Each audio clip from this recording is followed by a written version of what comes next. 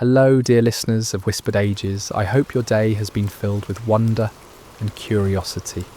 Whether you're listening to this in the early morning with your first cup of coffee, during your afternoon break, or perhaps as the sun sets wherever you are in this vast world of ours, thank you for joining me on another journey through time, from bustling cities in North America to quiet villages in Europe, from the mountains of Asia to the shores of Australia. No matter where you are, you're part of our global community of history enthusiasts. If you're new here, welcome to Whispered Ages, where we uncover the forgotten stories of civilizations that once shaped our world. And if you haven't already, please consider subscribing so you never miss these tales from the past. Now let me take you to a place where the air is thin and the mountains touch the sky, where ancient stones still whisper secrets of a mighty empire that once ruled the seas. In the Ethiopian highlands, great granite obelisks rise from the earth like fingers pointing toward heaven, silent witnesses to a forgotten African empire that once commanded the seas. These towering monuments, some reaching over 100 feet into the sky, stand in fields of golden grass under the vast African sun, their surfaces carved with intricate symbols and patterns that speak of royal power and divine authority. The wind whistles through their shadows, carrying with it the echoes of a civilization that once rivaled Rome itself in wealth and influence.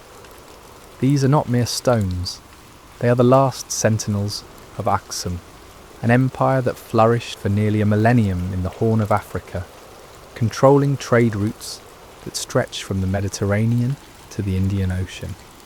Yet despite their magnificent legacy, most of the world has forgotten their story. Who were the people of Aksum, and how did their mighty empire disappear into the mists of history, leaving only these stone giants to mark where kings once walked and merchants once counted fortunes in gold and ivory? To understand this mystery, we must journey back nearly 2,000 years to a time when the Ethiopian plateau was not the landlocked region we know today, but the beating heart of international commerce, where the fate of empires could be decided by the skill of sailors and the wisdom of kings. The story of Aksum begins not with conquest or dramatic revelation, but with the patient work of farmers high in the Ethiopian mountains. Here, on a plateau that rises more than 8,000 feet above sea level, early agricultural communities discovered they could grow crops that would feed not just families, but entire civilizations. The volcanic soil, enriched by centuries of natural processes, proved perfect for cultivating teff, a tiny grain that would become the foundation of Ethiopian cuisine and culture. Alongside teff grew barley and wheat, creating an agricultural surplus that would prove crucial to Aksum's later rise. But geography would prove to be Aksum's greatest gift. While the highlands provided fertile land and a healthy climate free from many tropical diseases, the kingdom's true advantage lay in its position between two worlds. To the east flowed the Red Sea, that narrow ribbon of water connecting the Mediterranean to the Indian Ocean. To the west ran the Great Nile River, highway to the wealth of Egypt and the Roman Empire beyond. Aksum sat at the crossroads of Africa, Arabia, and the broader ancient world, perfectly positioned to become the middleman in one of history's most lucrative trade networks.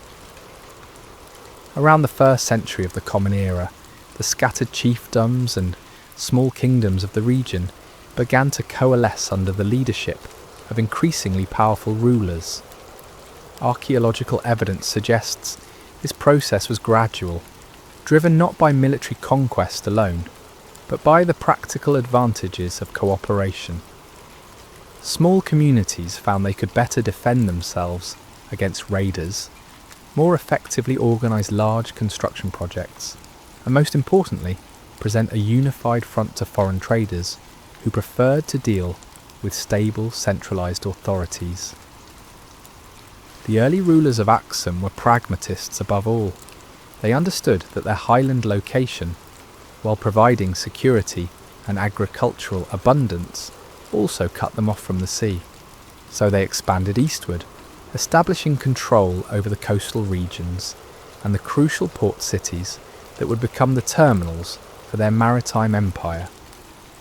The port of Adulis, located on the Red Sea coast, became their window to the world, a bustling cosmopolitan centre where merchants from dozens of nations gathered to exchange goods and news. These early Aksumite kings developed sophisticated systems of administration that would serve their empire well in the centuries to come.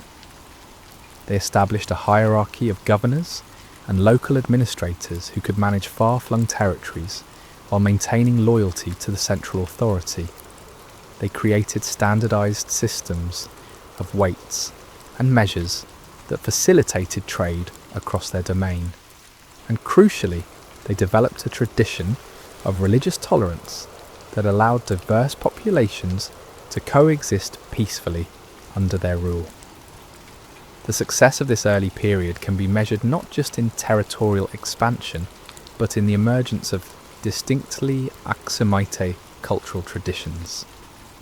Artisans developed new techniques for working stone, creating the architectural style that would later produce those magnificent obelisks. Metal workers learned to craft tools and weapons that were superior to those of their neighbours, and scholars developed ge'ez, a written script that allowed them to record laws, treaties, and religious texts, giving their civilization a permanence that purely oral cultures could not achieve. By the end of the 2nd century, Aksum had transformed from a collection of highland farming communities into a regional power with expanding influence. Their ships were beginning to appear in Red Sea ports. Their merchants were establishing trading posts in foreign lands, and their reputation for wealth and stability was spreading throughout the ancient world. The foundation was laid for what would become one of Africa's greatest empires. The 3rd and 4th centuries marked the golden age of Aksumite commerce, when their merchants became the undisputed masters of Red Sea trade. From their base at Adulis, Aksumite ships sailed north to Egypt and the Roman Empire, south to the ports of Somalia and Kenya, east to India and the spice markets of Asia, and west into the Arabian Peninsula. They created a trading network that was truly global in scope, connecting civilizations that had never before been in direct contact. The goods that flowed through Aksum's ports read like a catalogue of ancient luxury. From the African interior came gold, mined in regions that are still productive today, transported by caravan across hundreds of miles of difficult terrain to reach Aksumite trading posts. Ivory arrived from the elephant herds that then roamed freely across much of East Africa, carved into intricate decorations and practical items that were prized throughout the Mediterranean world. Frankincense and myrrh, those aromatic resins so valued for religious ceremonies and medical treatments, travelled from the highlands of Somalia and southern Arabia to Aksumite warehouses, before continuing their journey to temples and palaces across the ancient world. Perhaps most exotic of all were the live animals that Aksum exported to satisfy the curiosity and entertainment needs of distant empires. Roman records speak of Aksumite merchants who could provide lions, leopards, elephants, rhinoceroses, and giraffes for the amphitheatres of Rome. The logistics of capturing, maintaining, and transporting such creatures across thousands of miles of ocean speaks to the sophistication of Aksumite commercial organisation. In exchange for these African treasures, foreign goods flowed into Aksum in equally impressive quantities. Chinese silk, having travelled the length of the famous Silk Road, found new markets in East Africa through Aksumite traders. Indian spices, cottons, and precious stones filled warehouses in Adulis and the Highland capital. Roman wine and manufactured goods provided luxury items for the Aksumite elite, while Persian carpets and metalwork added to the cosmopolitan atmosphere of Aksumite cities. The scale of this trade is perhaps best illustrated by Aksum's monetary system. Beginning in the 3rd century, Aksumite kings began minting their own gold, silver and bronze coins, making theirs one of only 4 major powers of the ancient world with this capability, alongside Rome, Persia and India. These coins, bearing the images and inscriptions of successive kings, have been found not just throughout the Red Sea region, but as far away as India and even China, testament to the reach of Aksumite commerce. The designs on these coins reveal much about Aksumite culture and values. Early coins often featured traditional symbols of pre-Christian Aksumite religion, including the disc and crescent that represented the sun and moon. Later coins would bear Christian crosses, marking the empire's religious transformation. But regardless of their religious symbolism, all Aksumite coins shared certain characteristics that made them valuable in international trade. They were minted to consistent weights and purities. They bore clear identifying marks that prevented counterfeiting, and they were widely recognised and accepted throughout the trading network. The success of Aksumite trade was not simply a matter of geographic advantage or natural resources. It required sophisticated understanding of international finance, maritime technology, and diplomatic relations. Aksumite merchants developed credit systems that allowed them to conduct business across vast distances without carrying dangerous amounts of cash.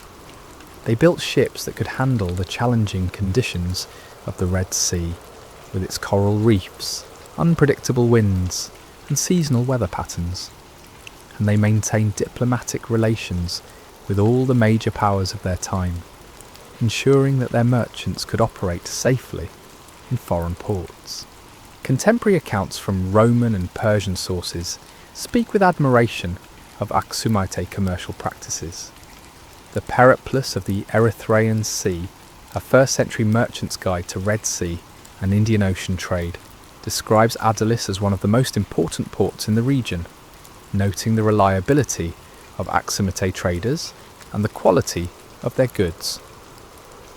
Roman historian Cosmas Indicopleustes, writing in the 6th century, called Aksum a major power equal to Rome, Persia and China in its influence over international affairs. This commercial success translated into impressive urban development throughout the Aksumite realm. Archaeological excavations have revealed sophisticated cities with stone buildings, advanced water management systems, and clear evidence of international cultural influence. The capital city, also called Aksum, featured monumental architecture that rivaled anything being built in contemporary Europe or Asia. Palace complexes covered acres of ground, their stone walls rising in terraces up the hillsides, decorated with carved reliefs that depicted royal power and divine authority. But perhaps most impressive were the public works projects that this commercial wealth made possible.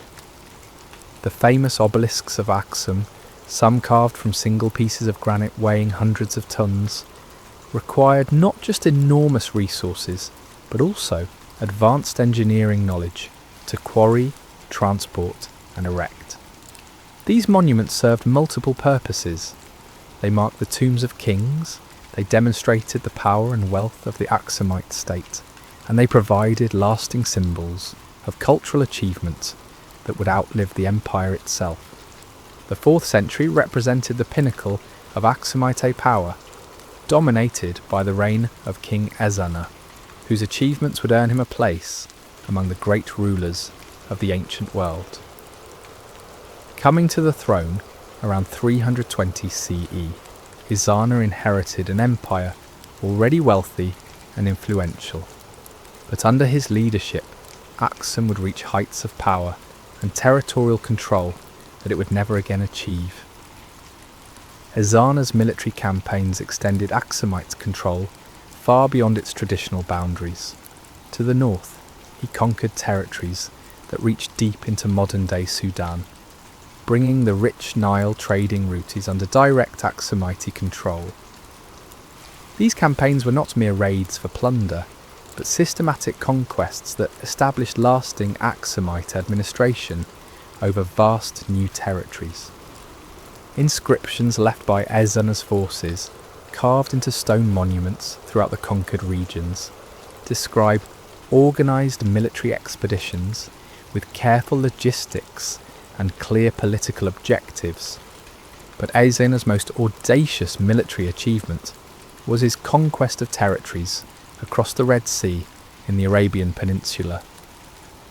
Aksumite forces crossed the narrow strait at the southern end of the Red Sea and established control over significant portions of what is now Yemen and western Saudi Arabia.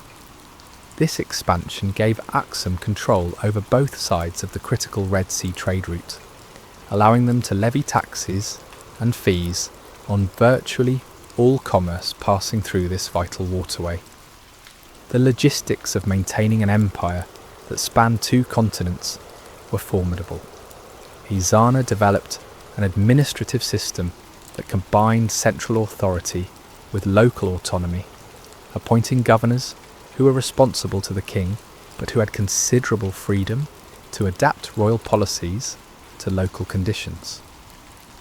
Communication across these vast distances required sophisticated courier systems, while military control necessitated the construction of fortresses and garrison towns that could project Aksumite power even in remote regions. During Ezana's reign, Aksum underwent its most significant cultural transformation with the king's conversion to Christianity. This was not merely a personal religious decision, but a calculated political move that would have profound consequences for the empire's future.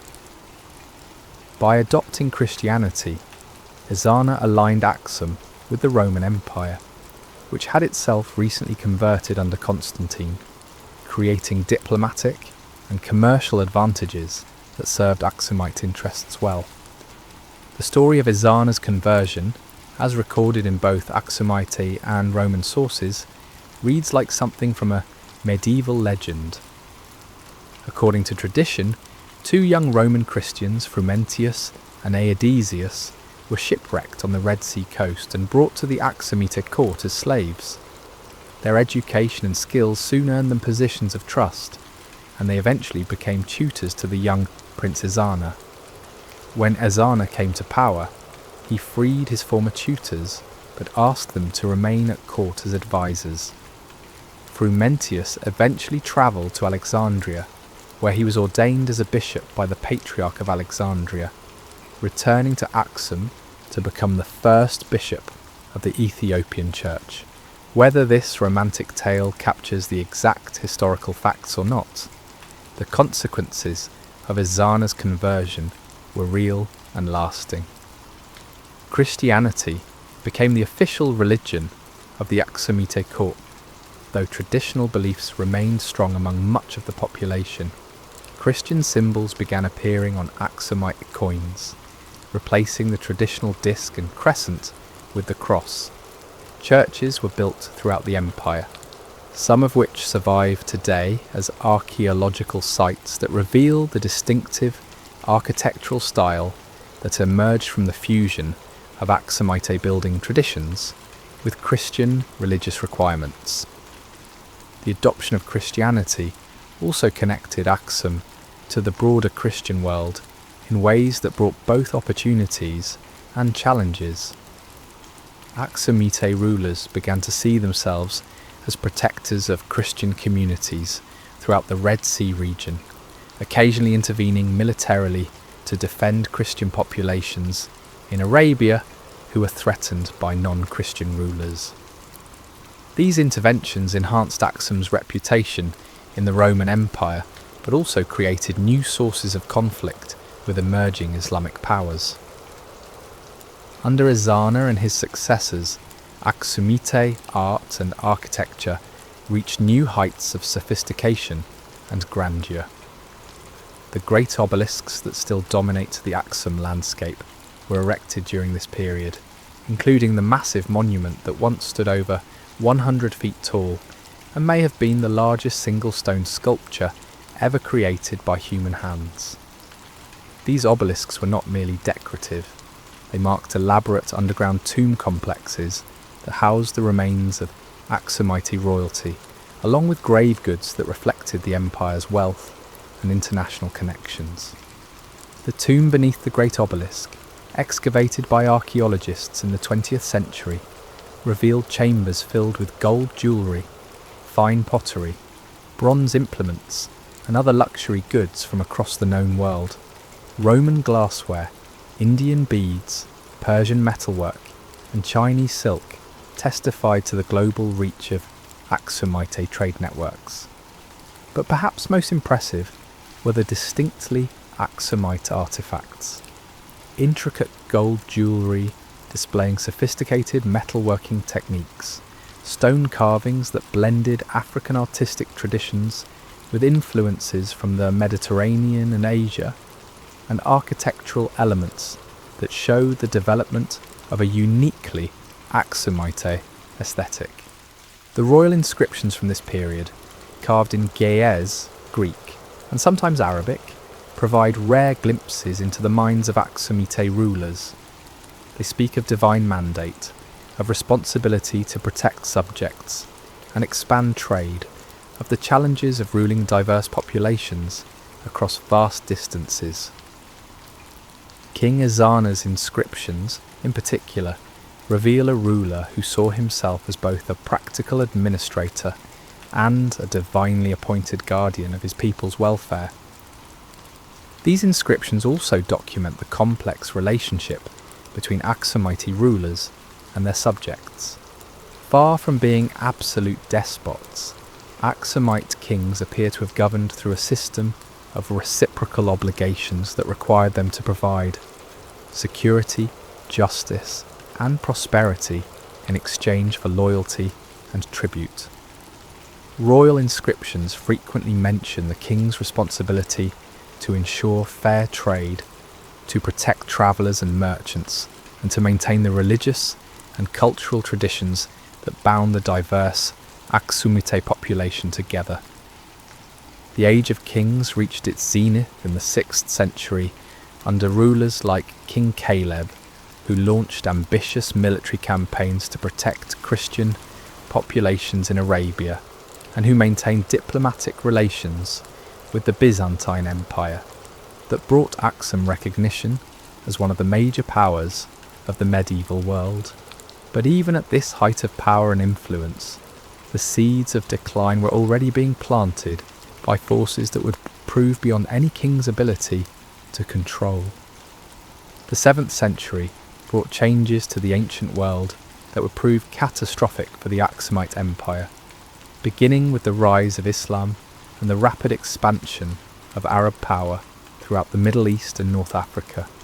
The new Islamic caliphates that emerged from the Arabian Peninsula were not merely religious movements, but also military and commercial forces that would reshape the entire structure of international trade and diplomacy.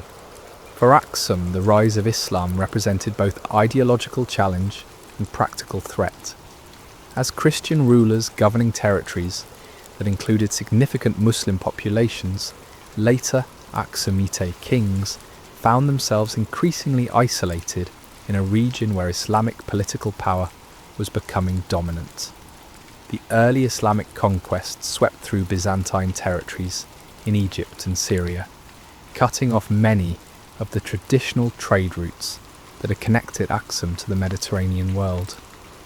More significantly, the new Islamic powers began to develop alternative trade routes that bypassed Aksumite control. Muslim merchants and sailors, drawing on centuries of Arabian maritime tradition, began to establish direct trading relationships with Indian Ocean ports. eliminating the need to pay the taxes and fees that Aksumite middlemen had traditionally charged. The Red Sea, which had been Aksum's highway to wealth, gradually became a backwater as Islamic traders developed more profitable routes through the Persian Gulf and around the Arabian Peninsula. The loss of Arabian territories proved particularly damaging to Aksumite finances and prestige. These lands, conquered during the height of Aksumite power under kings like Azana, had provided not only direct tax revenue, but also control over strategic trading ports and caravan routes. As Islamic forces consolidated control over the Arabian Peninsula, Aksumite garrisons found themselves increasingly isolated and eventually had to be withdrawn, ending centuries of Aksumite presence on the Arabian side of the Red Sea. But the challenges facing Aksum in the 7th and 8th centuries were not purely external. Archaeological and environmental evidence suggests that the empire was simultaneously facing internal crises that would have been difficult to manage even under the best of circumstances. Centuries of intensive agriculture on the Ethiopian plateau had begun to take their toll on the landscape, leading to soil exhaustion and erosion that reduced agricultural productivity just when the empire needed maximum resources to face external threats. Deforestation, driven by the need for fuel, construction materials, and agricultural land, had stripped many hillsides of their protective tree cover, leading to increased erosion and reduced rainfall. The highland environment, which had once seemed inexhaustibly fertile, began to show signs of ecological stress. Crop yields declined, forcing farmers to abandon marginal lands and concentrate in areas where productivity remained viable. Climate change added another layer of difficulty to these environmental challenges. Paleoclimatic evidence suggests that the 7th and 8th centuries witnessed a period of reduced rainfall across much of East Africa, making agriculture more difficult and reducing the flow of rivers that had powered mills and provided water for urban populations. The Great Lake Tana, source of the Blue Nile, and traditionally a reliable source of water for the region, experienced lower levels that reduced its usefulness for transportation and irrigation. These environmental problems created a cascading series of difficulties for Aksumite society. Reduced agricultural productivity meant lower tax revenues for the state, making it harder to maintain the armies and administrative apparatus necessary to control distant territories. Urban populations, dependent on food produced in rural areas, faced periodic shortages that led to social unrest and migration. The building projects that had once demonstrated Aksumite power and wealth had to be abandoned or scaled back dramatically. The archaeological record from this period tells a story of gradual decline rather than sudden collapse. Construction of new buildings and monuments virtually ceased, while existing structures were sometimes partially dismantled to provide materials for more urgent projects. The sophisticated water management systems that had supported urban populations fell into disrepair, forcing some communities to relocate to areas where water was more easily available. Trade, which had been the foundation of Aksumite prosperity, became increasingly difficult to maintain as both international and domestic challenges mounted.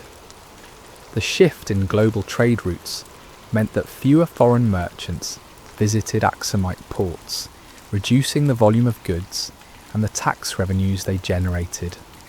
Domestic production of export goods like gold and ivory declined as mining and hunting became more difficult due to environmental degradation and political instability. The monetary system, once a symbol of Aksumite sophistication and international standing, began to show signs of stress. Later, Aksumite coins were minted from metals of lower purity, suggesting that the empire's access to precious metals was becoming constrained. The standardized weights and designs that had made Aksumite currency trusted throughout the region became less consistent, reflecting the reduced administrative capacity of the declining state. Religious and cultural changes added further complexity to Aksum's difficulties. While Christianity remained the official religion of the Aksumite court, the rise of Islam in surrounding regions created new pressures and opportunities for religious conversion. Some Aksumite subjects, particularly those involved in trade with Muslim merchants, found it advantageous to convert to Islam, creating religious divisions that complicated traditional patterns of loyalty and administration. The Aksumite military, once capable of projecting power across 2 continents, found itself increasingly confined to defending the highland heartland against various threats. Nomadic groups, taking advantage of Aksumite's weakness, began raiding settled communities and trade routes. Local governors, no longer able to count on support from the central government, began to act more independently, sometimes openly defying royal authority. By the end of the 8th century, the Aksumite Empire, that had once rivaled Rome in wealth and influence, was clearly in decline. The great trading networks that had brought prosperity for centuries were disrupted. The territorial control that had provided security and resources was contracting, and the administrative systems that had held the empire together were beginning to break down. Yet this was not yet the end of the story, for empires rarely disappear overnight, and Aksum would continue to exist in reduced form for several more centuries. The final centuries of Aksumite power, from roughly 800 to 1000 CE, witnessed not a dramatic collapse, but a gradual retreat from the grand stage of international politics to become an increasingly isolated highland kingdom. The process was so gradual that contemporary observers might not have recognised it as the end of an empire, but rather as a temporary adjustment to changing circumstances that might eventually be reversed. The most visible sign of Aksumite decline was the abandonment of Adulis, the great port city that had served as the empire's window to the world for over 7 centuries. Archaeological evidence suggests that by the 9th century, this once bustling commercial centre had been largely deserted, its warehouses empty, its harbours silted up, its cosmopolitan population scattered.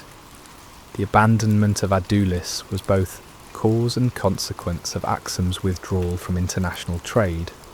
Without the port, the empire could no longer effectively participate in Red Sea commerce. But the declining volume of trade had already made the port less viable economically. As Aksumite control over coastal regions weakened, new powers arose to fill the vacuum. Local rulers, some claiming Aksumite legitimacy and others openly defying it, established independent kingdoms and city-states that competed with each other and with the weakened Aksumite centre for control over remaining trade routes and agricultural resources. Some of these successor states maintained diplomatic and cultural connections with the Aksumite heartland, while others developed entirely new identities and alliances. The retreat from coastal territories forced successive Aksumite rulers to focus their attention on the highland core of their empire, but even this reduced domain proved difficult to control effectively. The mountain environment that had once provided security and agricultural abundance now became a limitation, as the costs of maintaining administrative control over scattered highland communities exceeded the resources those communities could provide. Transportation and communication, always challenging in the mountainous terrain, became increasingly difficult as the infrastructure built during the empire's prosperous centuries fell into disrepair. Roads that had once carried caravans loaded with gold and ivory became impassable due to lack of maintenance. Bridges collapsed and were not rebuilt. Courier systems that had once connected the capital to distant provinces were abandoned due to cost and danger. The capital city of Aksum itself began to show signs of decline that would have been unthinkable during the empire's golden age. The great palaces, once centres of international diplomacy and commercial negotiation, were partially abandoned or converted to more modest uses. The workshops that had produced luxury goods for export closed down as demand disappeared. The urban population, dependent on the wealth generated by trade and tribute, gradually dispersed to rural areas where subsistence agriculture offered more reliable survival. Yet the Aksumite royal line did not simply disappear. Archaeological evidence suggests that successive rulers, recognizing the impossibility of maintaining their traditional lifestyle and administrative system, gradually adapted to new circumstances. Some moved their courts to more defensible locations deeper in the mountains, where they could maintain independence even if they could no longer project power over distant territories. These later Aksumite rulers seem to have adopted a different model of kingship, one based more on local agricultural resources and less on international trade. They maintained elements of traditional Aksumite culture and ceremony, but on a much reduced scale. The great obelisks were no longer erected, but smaller monuments continued to be carved. The sophisticated coinage system was largely abandoned, replaced by simpler forms of exchange, more appropriate to a local economy. The religious transformation of the region added another layer of complexity to Aksum's final centuries. While the Aksumite court remained Christian, the rise of Islamic influence in surrounding areas created new challenges and opportunities. Some later Aksumite rulers may have converted to Islam for political reasons, while others retreated even further into Christian orthodoxy as a way of maintaining cultural distinctiveness. The emergence of the Zagwe dynasty in the 10th century marked the effective end of Aksumite power, though the transition appears to have been gradual rather than violent. The Zagwe rulers, based further south in the Ethiopian highlands, claimed legitimacy through marriage connections and cultural continuity with Aksum, but they represented a fundamentally different type of state. Where Aksum had been an international trading empire, the Zagwe kingdom was essentially a highland agricultural state, with limited external connections. Interestingly, the Zagwe rulers seem to have deliberately preserved and promoted Aksumite cultural traditions, even as they had displaced Aksumite political authority. They maintained the Christian religion that Aksum had adopted. They preserved elements of Aksumite artistic and architectural traditions, and they kept alive historical memories of Aksumite greatness. The famous rock-cut churches of Lalibela, built by Zagwe rulers in the 12th century, represent perhaps the finest flowering of architectural traditions that had their roots in the Aksumite period. This cultural continuity helps explain why the disappearance of Aksum as a political entity did not mean the disappearance of Aksumite civilization. The Ge'ez language remained in use for religious and scholarly purposes. Christian traditions that had been established during the Aksumite period continued to evolve and develop. Artistic and architectural techniques pioneered by Aksumite craftsmen influenced Ethiopian culture for centuries after the empire's political collapse. The gradual nature of Aksum's decline also meant that much of its historical record was preserved, if not in formal written histories, then in oral traditions and cultural practices that maintained memory of the empire's achievements. Ethiopian chronicles, compiled centuries later, still remembered the great kings of Aksum and their accomplishments, even if the details had become mixed with legend and religious symbolism. By the year 1000 CE, the political entity known as the Kingdom of Aksum had effectively ceased to exist as an independent power. The last rulers claiming Aksumite legitimacy controlled only small territories in the immediate vicinity of the ancient capital, and even these were gradually absorbed by the expanding Zagwe kingdom. The great empire that had once controlled Red Sea trade and maintained diplomatic relations with Rome, Persia and India had been reduced to a local highland chieftaincy, remembered more for its past glories than its present significance. Today, nearly 1,000 years after the fall of the last Aksumite rulers, the legacy of this remarkable civilization continues to shape Ethiopian culture and capture the imagination of historians and archaeologists around the world. The great obelisks still stand in the modern town of Aksum, now recognised as UNESCO World Heritage Sites that draw visitors from across the globe to marvel at the engineering and artistic achievements of this ancient African empire. These stone monuments serve as more than tourist attractions. They are tangible connections to a time when Africa was fully integrated into the global economy, and when African rulers commanded respect from the great powers of their age.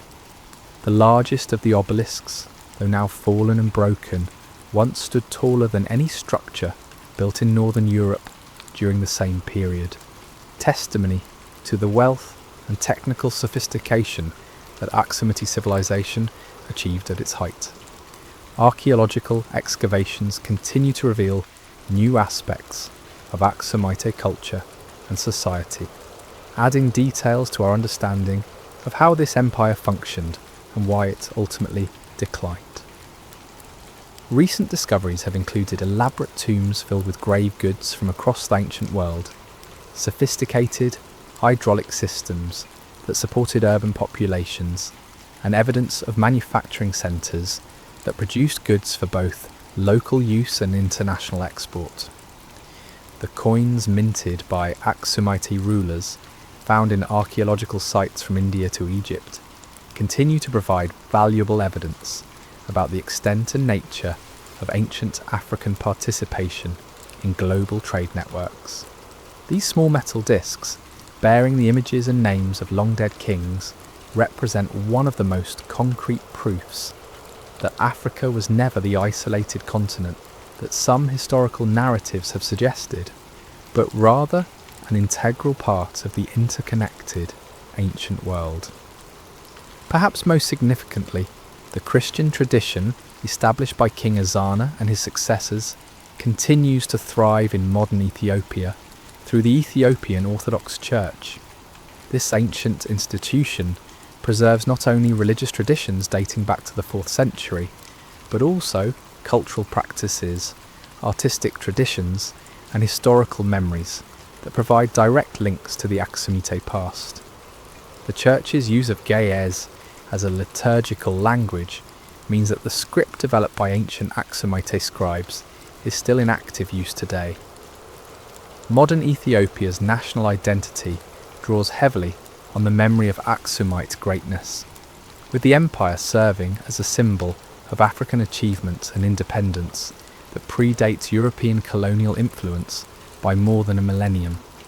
The Ethiopian flag incorporates colours traditionally associated with the Aksumite royal house, while the country's official name in Ge'ez, Ethiopia, derives from the Greek term that ancient Mediterranean writers used to describe the Aksumite realm. Yet for all the cultural continuity and historical significance, many aspects of Aksumite civilization remain mysterious. We still do not fully understand the social structure of the empire, the daily lives of ordinary citizens, or the specific factors that made decline irreversible rather than temporary. The written records left by Aksumite rulers are limited compared to those of contemporary civilizations like Rome or China. leaving historians to piece together the story from archaeological evidence, foreign accounts, and later oral traditions. The mystery of Aksum's decline continues to generate scholarly debate and research. Some historians emphasize environmental factors, pointing to evidence of climate change and ecological degradation that made the highland agricultural system unsustainable. Others focus on political and military factors, arguing that the rise of Islamic power fundamentally altered the strategic environment in ways that no Aksumite ruler could have successfully addressed. Still others suggest that internal social and cultural changes may have been as important as external pressures in determining the empire's fate. What seems clear is that Aksum's story challenges simple narratives about African history that focus primarily on European colonial impact. Here was a sophisticated African civilization that participated as an equal in ancient global affairs, that developed distinctive cultural and religious traditions, that built monumental architecture that still inspires wonder, and that maintained its independence and cultural identity for nearly 1,000 years. The rise and fall of Aksum also offers broader lessons about the dynamics of empire and the challenges facing any civilization that depends heavily on international trade. The empire's prosperity was built on its ability to connect different regions and facilitate exchange between diverse cultures, but this same dependence on external relationships made it vulnerable when global circumstances changed in ways beyond its control. In our modern world of global trade networks and international interdependence, the story of Aksum resonates in unexpected ways. Like the ancient Aksumites, we live in an era when local prosperity depends on global connections, when technological and cultural innovations spread rapidly across vast distances, and when environmental challenges require responses that transcend traditional political boundaries. The great obelisks of Aksum continue to stand in the Ethiopian highlands, their carved surfaces weathered by centuries of rain and wind, but their essential structure intact. They remind us that human achievement can outlast the political systems that create it, that cultural legacies can survive even when empires fall, and that the stories of the past continue to speak to those willing to listen. As the sun sets over the ancient stones and the shadows lengthen across the highland grass, one can almost hear the whispers of merchants counting their profits, of sailors preparing for dangerous voyages, of kings planning campaigns that would extend their power across continents. Aksum's voice may be gone, but its shadow still lies across the highlands, reminding us that Africa has always been part of the wider human story, not as a victim or recipient, but as a full participant in the great drama of civilization itself.